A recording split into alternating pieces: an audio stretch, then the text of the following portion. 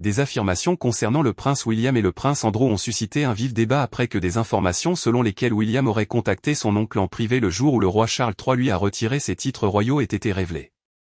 Selon l'auteur royal Robert Hardman, cet appel téléphonique aurait été présenté comme un geste de compassion, William ayant, selon certaines sources, exprimé son soutien dans un moment difficile pour Andrew. Cependant, cette version des faits divise fortement l'opinion.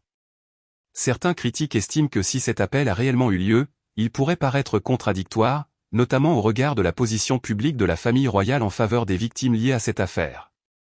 Pour ces observateurs, offrir du réconfort en privé tout en affichant une fermeté en public soulève des interrogations sur la cohérence et la sincérité.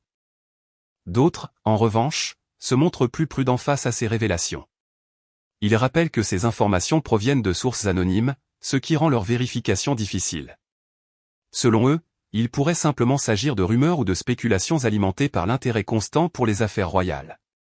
En l'absence de confirmation officielle, ils estiment qu'il convient de prendre ces allégations avec du recul. Le débat est également alimenté par certaines apparitions passées de William aux côtés d'Andrew. Des critiques soulignent que les deux hommes ont été vus ensemble en public, laissant penser qu'Andrew n'était pas totalement exclu de la sphère familiale, malgré les controverses et un accord financier largement médiatisé. Ces situations sont interprétées différemment, pour certains, elles traduisent un soutien implicite, tandis que pour d'autres, elles relèvent d'un effort pour préserver une forme d'unité familiale. À l'inverse, les partisans de William affirment qu'il a, depuis longtemps, plaidé pour une ligne plus ferme concernant le rôle d'Andrew. Certains estiment même qu'il aurait encouragé son retrait des fonctions officielles bien avant que la situation ne devienne publique. Dans cette optique, un éventuel geste de compassion ne serait pas incompatible avec une position institutionnelle stricte, mais reflèterait plutôt la complexité des relations familiales. Néanmoins, les critiques persistent.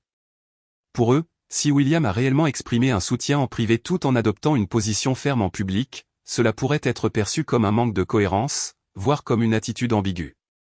Une telle perception pourrait fragiliser la confiance du public dans un contexte où la transparence est particulièrement attendue.